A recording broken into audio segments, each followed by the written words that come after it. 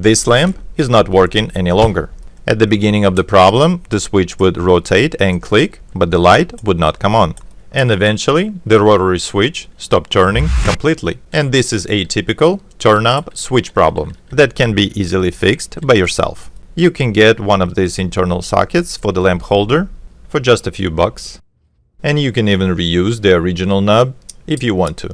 Remove the bulb, and if you have extension elbows like this, loosen them up or unscrew them completely. Feed the wire on one side and pull from the other to give it some slack.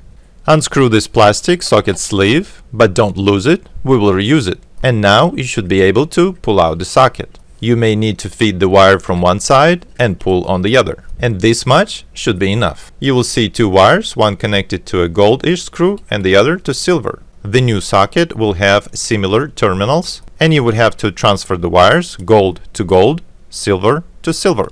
The new socket also has a black screw for additional lamp connections that I don't have. I'll just tighten it to keep it out of the way. Since both wires are the same color, it's best to unscrew and reattach one wire at a time. But first, bend the wire to the right side, and that's very important, and slide it under this silver screw, since it was removed originally from the silver screw.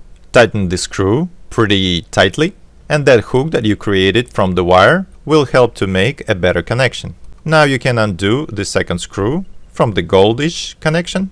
Bend the wire to the right, if it's not already bended. Slide it under the second screw and tighten it. After that, give it a little tug just to make sure that it sits well. And now it's time for reassembly. Carefully pull on the wire from the opposite side until the socket in its place. Screw the knob back in and reinstall the plastic sleeve. Pull the wire from the very back until you can connect those extension elbows. Reinstall wing nuts and tighten them up. Screw the lamp to give it a test run. And if you found this video informative, hit the like button, and thanks for watching.